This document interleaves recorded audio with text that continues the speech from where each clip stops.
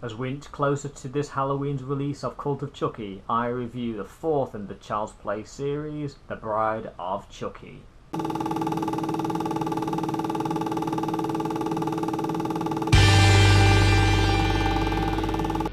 Hey guys, how are you? Bride of Chucky was released in 1998, 7 years after the original Child's Play trilogy. This movie is pretty much standalone. Nothing is really referenced with regards to the Andy storyline that went previously. In this movie, directed by Ronny, Jennifer Tilly plays Tiffany, Chucky's girlfriend, who coerces a policeman into retrieving the remains of Chucky from a police evidence locker. And there's a nice little Easter egg here that we get to see Jason's mask and a few other little bits from horror movies, which puts this firmly into the canon of other horror movie genres at the same time. Tiffany basically rebuilds Chucky as best she can from the remains that she has got back and little bits of dolls that she has lurking around her trailer. So she basically stitches him together, puts him and rebuilds him, and then using a book called Voodoo for Dummies manages to resurrect life into Chucky and bring him back to life again. This leads to a couple of scenes where Tiffany keeps Chucky locked away in a child's playpen, padlocked shut, until Chucky finally escapes, kills Tiffany, and then reanimates her into a doll, which now means there are two dolls running around on the rampage.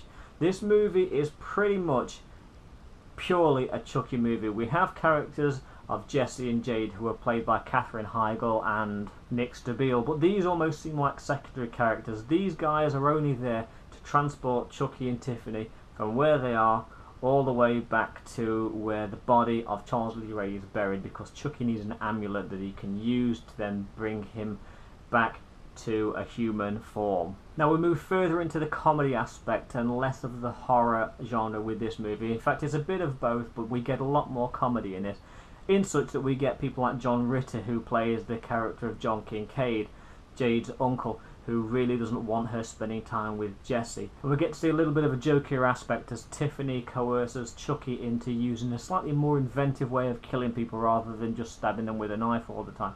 So for example, when Kincaid gets killed, he fires 6-inch nails into Kincaid's face, and there's comments that he reminds him of Pinhead off of Hellraiser.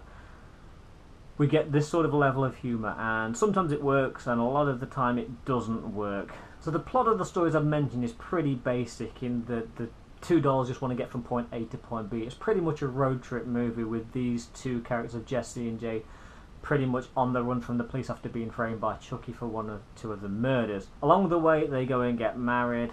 Chucky and Tiffany also get married, and the last thing we ever wanted to see was two dolls actually have sex. Well, unfortunately in this movie we get to see that, and it was pretty much unnecessary. It wasn't even that funny. So moving on, more murders occur until essentially one of the policemen following them catch up with them. He then gets to see that Chucky is alive and lets them off. That's pretty much the story. The acting in places isn't brilliant. I mean, Katherine Heigl does a respectable job. She does a pretty good job of Jade here, and you can actually see fear in her eyes when she thinks that her boyfriend is off doing the murders. And Stabile again as Jesse, similar sort of thing. His acting isn't too bad, but Jennifer Tilly is just Jennifer Tilly here. Brad Dourif is, as always, fantastic as the voice of Chucky, but the material just isn't as strong as we got with the Child's Play series. They were really cashing in here, and cashing in on the fact that we had movies coming out like Scream at the time, which were quite self-aware, and they were playing to the comedy element, and it wasn't what I want from a Chucky movie. When I see a Chucky movie, I want to see horror. I want to see a horror movie. I want to see some tenseness. I want to feel a little bit more than I'm just watching two dolls crack jokes and not even really do anything that's convincingly scary at all. So at the end of the movie, Tiffany has a change of heart. She realises that Chucky is better off dead. She realises that now she's a doll and she's actually dead as a human. She's better off dead. So she kills, or attempts to kill, Chucky and herself. But before she dies, she has a baby, which sets up the next movie. They could have done so much more with this movie. And unfortunately, this was a sort of downhill spiral between this and the dreadful Seed of Chucky, which we'll be talking about, unfortunately, next month. Some of the kills are actually quite good, but on the whole, this movie is pretty poor. It's not a great entry into the Child's Play series, and I'm going to give Bride of Chucky 2 out of 5. I'm sorry, that's the best I could do. When I actually watched this the other day, I had to stop it and watch it in 2 or 3 little chunks because I was just getting so bored I could feel myself falling to sleep. So anyway guys, thanks for watching. I'll see you next month for my review of The Seed of Chucky.